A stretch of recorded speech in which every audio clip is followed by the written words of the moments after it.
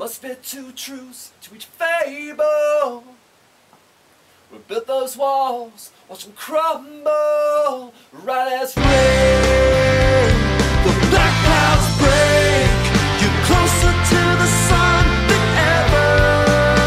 The reed's quite plain, a billboard and stage. So brother, best beware the weather. I started playing out in high school. I always enjoyed writing, like you know, bad poetry, like most middle school kids do, and I started playing guitar in 8th grade. And I guess I didn't really have much interest in outside of like learning every Nirvana song, you know, and every REM song. I didn't really have much interest in learning other people's songs, so I just started putting those words to some chords, and eventually they sort of resembled songs.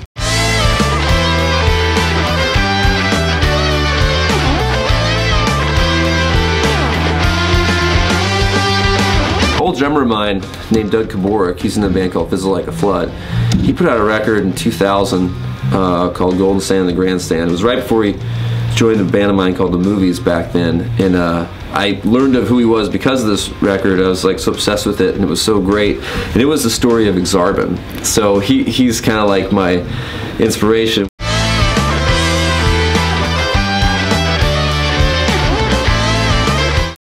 Penny Park came out in June of 2013, and we just put out a record before that Whipkey 3 did called Two Truths that came out in June of 2012. So I was within a year, you know, kind of writing and recording a double album. It was pretty crazy. When I look back on it, I don't really know how it happened.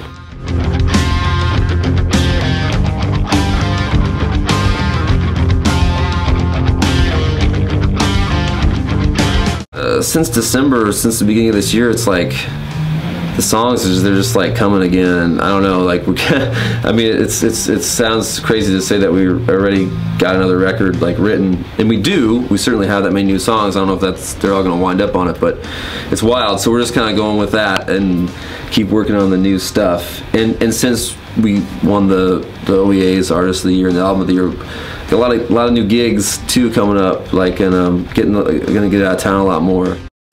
Must be two truths to each fable.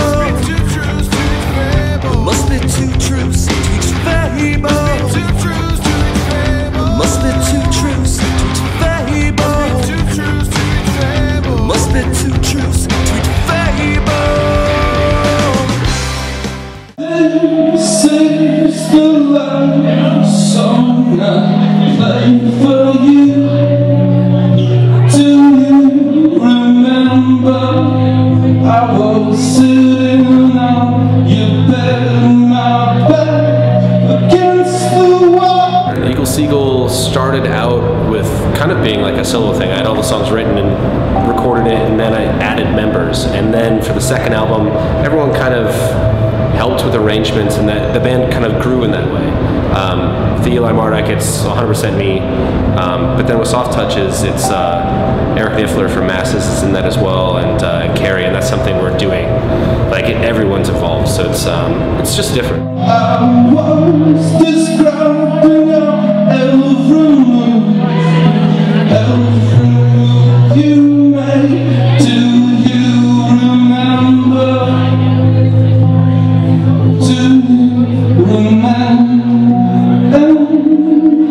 The joy of being a solo artist has been recording everything and doing everything and mixing it and having complete control. And now that I've done that and it's been really fun, it's really fun to just make music with other people and get, you know, because there's just things you don't think of, you know, and everyone in that group is super talented, so it's cool.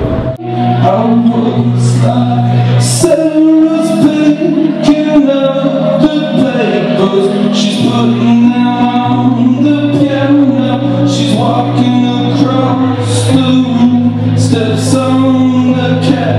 She smiles. The hardest thing is the fight against anonymity. There's a million bands. It's really easy to get lost.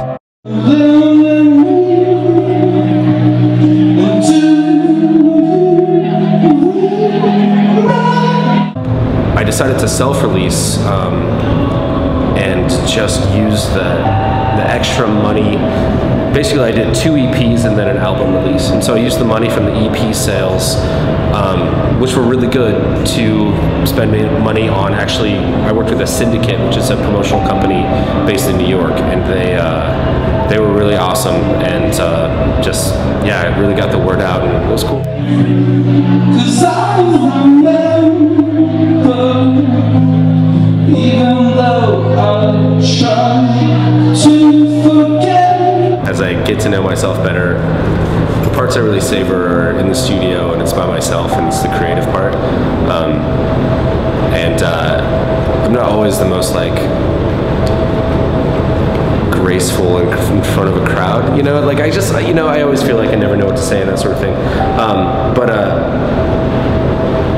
For me, I mean, the big thing is that I hope people just have fun. I mean, and I think that starts with, I try not to, I mean, I have so many things for my own. I try to just make sure I have fun, and I think if I have fun and have a good time, that's contagious. Even though I try to forget, so I'll take your advice.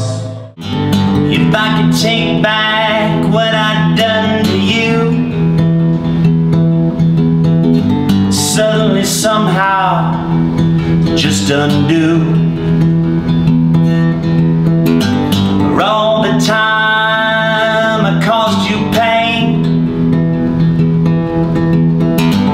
for all the time I wanted it my way, well, I would.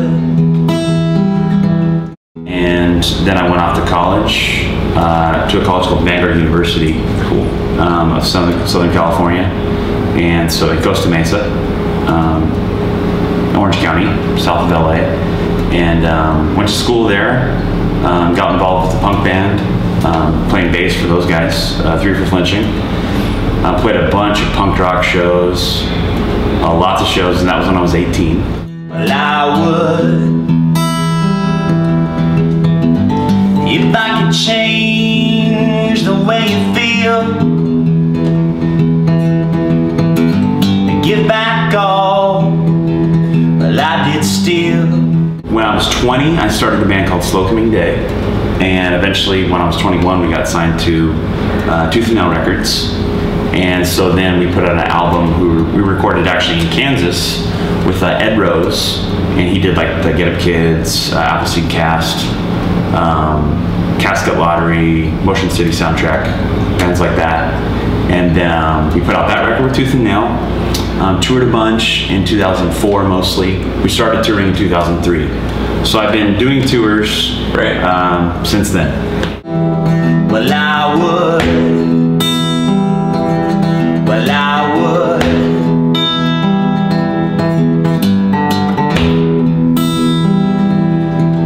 So I also went back to some of the music I used to listen to that I was raised on. You know, the Beatles, obviously Dylan is an influence. Obviously Johnny Cash. Some of the music actually that my grandpa was listening to has influenced me more now, like Hank Williams, you know, like I said, Cash, Willie Nelson, Waylon Jennings, that outlaw movement, I like a lot.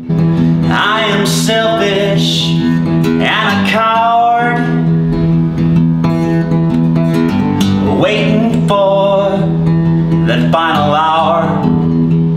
Even coming and being around in Lincoln, you know, like singers like Manny Coon and you know Max Holmquist and others, you know, like Brad Hoshaw, locally have influenced me. And there's a lot of good music here. You know, there's just a lot of good music. I am a liar, I am a cheat. I've been a drunk man, and I'm weak. And I'll be doing shows in Sacramento and LA. And some of the shows in Sacramento I'll be doing on a dinner train.